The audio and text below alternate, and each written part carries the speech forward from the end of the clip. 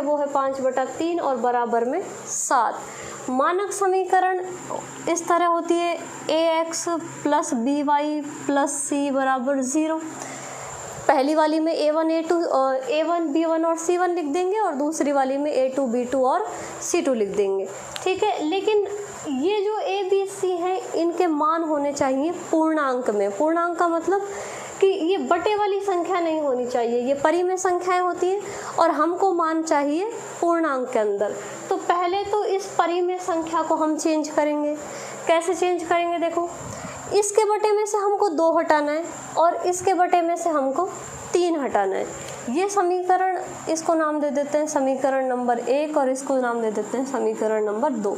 समीकरण 2 में गुणांक है जो पूर्णांक में ही है, सिर्फ ये जो मान है इसको हमको इधर लेके आना है, ठीक है। इस वाली समीकरण में से ये बटे का 2 और बटे का 3 हटाना है। पहले जो हम प्रश्नावली पढ़ चुके हैं कि बटे वाली संख्याएं कैसे हटाते हैं, कि जो संख्या बटे में लिखी हुई है उसी से गुणा कर देंगे। अब यहाँ पे 2 संख्याएं हैं, 2 और 3। अब 2 और 3 दोनों से गुणा करेंगे तो इट इम्प्लाइज हमको किस से गुणा करना पड़ गया समीकरण को? 2 गुणा 3 यानी कि टोटल 6 से गुणा करेंगे। तो लिखते हैं समीकरण 1 को 6 से गुणा करने पर। क्यों कर रहे हैं गुणा? कि ये जो परिमेय संख्याएं हैं इसको हमको बदलना है पूर्णांक में, ठीक है। तो गुणा करेंगे हम, इसलिए 6 से गुणा करेंगे। देखो यहाँ पर ये हो जाएगा 3/2x और इससे गुणा होगा 6। ऐसे ही यहाँ पर भी 6 गुणा होगा 5/3 से और ये हो जाएगा y।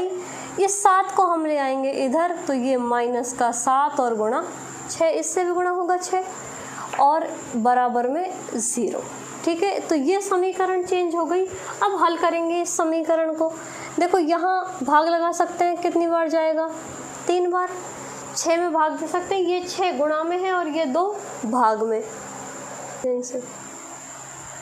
तो कैंसिल कर लेंगे इसको, जो कैंसिल होगा। देखो ये 6 गुणा में और 2 भाग में, तो हमने भाग लगा दिया, 3 बार चला गया। ऐसे ही यहाँ पे ये 3 का भाग जा सकता है 6 में, तो ये 3 का भाग देंगे 6 में, यहाँ जाएगा 2 बार और बाकी संख्या ऐसे कैसे। तो इस समीकरण को हम दोबारा से लिखेंगे, गुणा कर देंगे 3 गुणा 3 9x। अब ये 2 हट गया बटे में से, बीच में प्लस का निशान है तो प्लस। अब ये 2 गुणा होगा 5 से तो ये 10y और ये माइनस, इसको गुणा कर देंगे तो ये आ जाएंगे 42 और बराबर 0। तो ये समीकरण नंबर 3। अब समीकरण जो 2 थी उसको भी मानक रूप में लिखेंगे।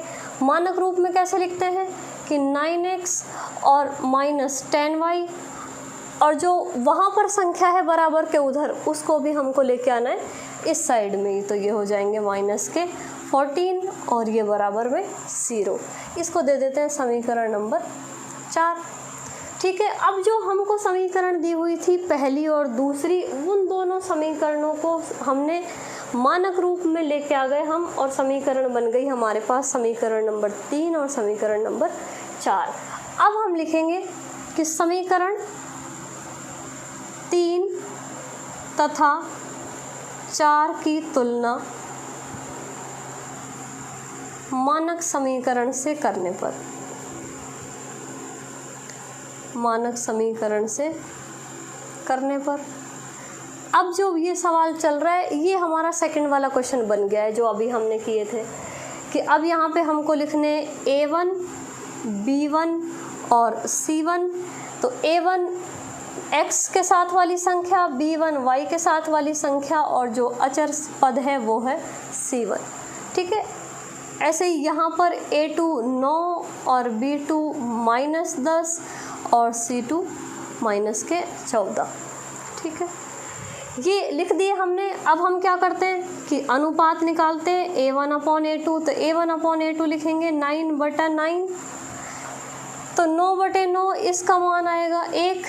9 में भाग लगा देंगे 9 का, 1 बार चला जाएगा। ऐसे ही हमको मान निकालना है किसका?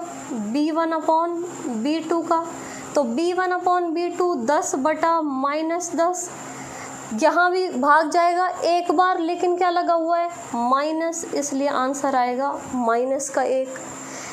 ऐसे ही हमको C1/C2 निकालना है, तो C1/C2 आ जाएगा माइनस के 42 बटा माइनस के 14। यहाँ माइनस से माइनस हो जाएगा कैंसिल।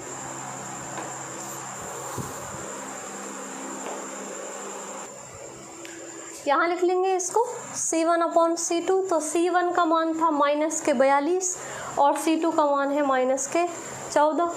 तो ये माइनस से माइनस तो हो जाएगा कैंसिल। अब देख लेंगे किसी संख्या से सरल हो रहा है क्या, भाग जा रहा है क्या किसी संख्या में, तो भाग जाएगा। 14 के पहाड़े में ही आता है 42, तो यह आज भाग जाएगा इसमें 3 बार। ठीक है, तो मान आ गए ये A1/A2 का, B1/B2 का और C1/C2 का। ठीक, तो कंडीशन कौन सी अप्लाई होगी, A1/A2, B1/B2, C1/C2। मान देखो A1/A2 मान है 1 और B1/B2 मान है माइनस का 1। इसका मतलब जो हमारा सवाल है वो यहीं पर फिनिश, इसको हमको लिखने की ज़रूरत नहीं है। अगर ये दोनों बराबर होते हैं तब हमको C1/C2 भी लिखना पड़ता है। तो ये कंडीशन कौन सी है, फर्स्ट वाली, तो लिख देंगे अतः दी गई समीकरण।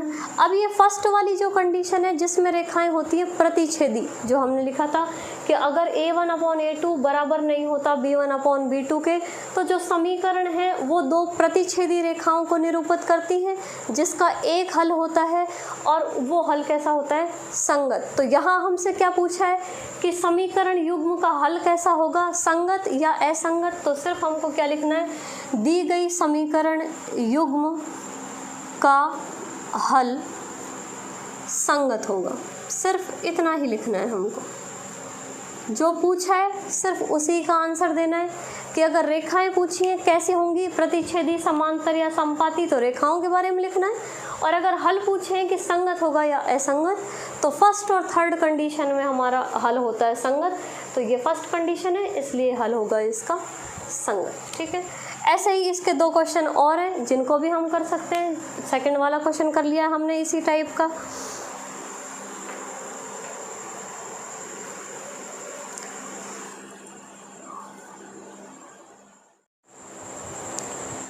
तो नेक्स्ट क्वेश्चन प्रश्नावली 3.1 क्वेश्चन नंबर 5।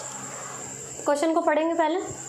एक आयताकार बाग की लंबाई चौड़ाई से 4 मीटर अधिक है, का अर्ध परिमाप 36 मीटर है। बाग की विमाएं ज्ञात कीजिए। विमाएं का मतलब होता है लंबाई और चौड़ाई। ठीक है, आयताकार बाग बनाएंगे। देखो पहले एक बाग बनाते हैं, ये आयत की आकृति है, इसको मान लेंगे कि ये कोई आयताकार बाग है। ठीक, अब उसने दिया है कि जो बाग की लंबाई है, लंबाई कौन सी, ये वाली भुजा, ये जो लंबाई है ये चौड़ाई से 4 मीटर अधिक है। इसका मतलब अगर हमको चौड़ाई पता चल जाए तो हम लंबाई तो पता कर सकते हैं कि चौड़ाई से कितनी ज़्यादा है, 4 मीटर अधिक। तो सॉल्यूशन इसका शुरू करेंगे। अब हमको दोनों ही नहीं पता है, लेकिन हमको संबंध पता है किसमें, लंबाई और चौड़ाई में। तो क्या लिखेंगे, माना आयताकार बाग की चौड़ाई, यानी कि ये वाली भुजा, इस वाली भुजा को मान लेंगे ये क्या है, x है। तो यहाँ पर लिख लेंगे x मीटर की जो चौड़ाई वाली भुजा है वो कितनी है, x मीटर। अब उसने कहा है कि लंबाई चौड़ाई से 4 मीटर अधिक है, तो इसको हम लिख सकते हैं, ये कितनी हो जाएगी, चौड़ाई से 4 मीटर अधिक, यानी कि जो चौड़ाई हमने मानी है x, उसमें 4 और जोड़ देंगे। तो यहाँ लिख सकते हैं लंबाई बराबर, तो लंबाई बराबर हो जाएगी x प्लस 4 मीटर। ठीक है, उसके बाद क्या दिया है, लाइन को आगे पढ़ेंगे, का अर्ध परिमाप अर्ध परिमाप क्या होता है? परिमाप यानी कि इसकी चारों भुजाओं की लंबाई। अब इसमें आयत है, आयत में आमने सामने की भुजाएं ये होगी x और ये होगी x प्लस 4। आमने सामने की भुजाएं बराबर होती हैं आयत में। लेकिन परिमाप होता है चारों भुजाओं का योग, और अर्ध परिमाप का मतलब है ये दोनों भुजाएं दो दो बार आ रही हैं, इसलिए एक बार इस भुजा को जोड़ देंगे और एक बार इस भुजा को जोड़ देंगे, तो ये बन जाएगा इसका अर्ध परिमाप। तो क्या लिखेंगे? अर्ध परिमाप बराबर क्या दिया हुआ है?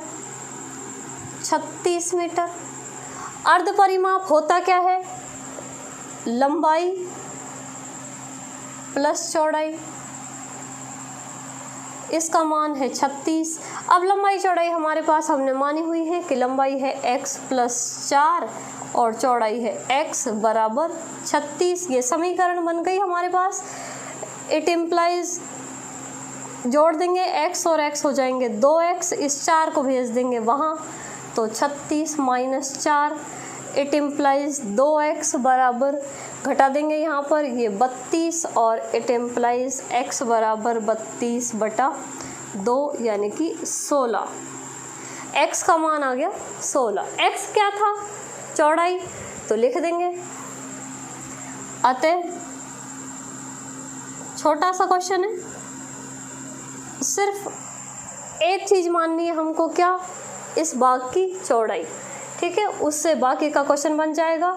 अतः आयताकार बाग की चौड़ाई क्या थी? x, और x का अब हमने मान निकाल लिया, क्या आ गया? 16 मीटर। और अब हम लंबाई भी लिख सकते हैं, लंबाई बराबर x प्लस 4, ये भी लिखा था हमने। तो यहाँ पर x का मान तो है 16 और इसमें प्लस 4, तो लंबाई आ गई 20 मीटर। इस तरह ये क्वेश्चन हो गया क्वेश्चन नंबर 5 कंप्लीट।